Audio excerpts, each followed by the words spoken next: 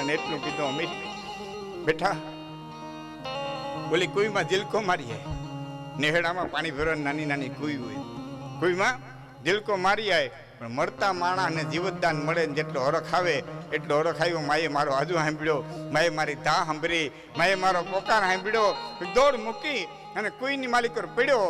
પણ મધોમધ હાથીના ગળામાંથી પુષ્પની માળા ખરી જાય ને ખબર ન પડે, કાળોતરા માથેથી કાંતડી ઉતરી જાય ને ખબર ન પડે, એમ હમીરના કોઢના ભીંગડા છે એ કુઈમાં ઉતરી ગયા ને કતરવરની કાયા લઈ અને હમીર તેથી બહાર આવ્યો હતો. આ હુનબાઈ હરાકડિયા કવિશ્રી કાગ બાપુ, ભગત બાપુ, કવિશ્રી કાગ બાપુના માં ધાનબાઈ માં, ધાનબાઈ માના હગા ફૂઈ થતા, ધાનબાઈ માના હગા ફૂઈ થતા. અને લાખભાઈ અને સોનભાઈ બે બહેનો હતી, રાણા ગિયડની દીકરીઓ. એ ધાનભાઈ માના હગા ફૂઈ થતા. હગા મામાના દીકરા દેવદાચારણની હારે લગ્ન થયા હતા, પણ વરઘોડિયા પોખાઈ ગયા.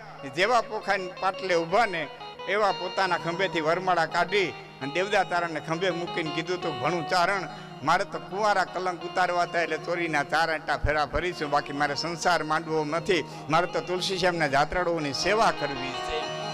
અને એ તુલસીશ્યામના જાત્રાળુઓની સેવા કરવામાં હુનબાઈએ સદાવ્રત ચડાવ્યું. એ પછી મઢડાથી આય હુનબાઈના પિતા શ્રી હમીર બાપુ મૂળ ન્યા બહુ જાતા, અને અહીંયા મઢડામાં ખેતી વાડી બધું વિખાઈ જતું. એટલે બધા વિનંતી કરી માં અહીંયા બહુ રોકાય છે હરાકડિયા, અને જરા સમજાવો ને મઢડા.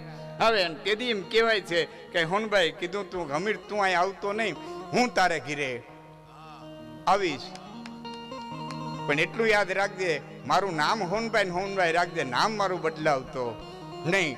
એ પછી મઢડા માતાજીએ જન્મ લીધો. માતાજીનો જન્મ તો મકર રાશિમાં થયો હતો. કાં ખ નામ આવે ખોડિયા થયા અથવા તો જાનબાઈ થાય ખ જ, પણ હરાકડિયાએ હુનબાઈ માં કીધું તું નામ બદલાવતો નહીં. એટલે આ હુનબાઈનું નામ આ હુનબાઈ ને હુનબાઈ રાખ્યું તો અમીર બાપુ મોડે. એ આ હુનબાઈ હરાકડિયા વાળા, એને માટે કવિ કાગ બાપુ શબ્દો લખે છે.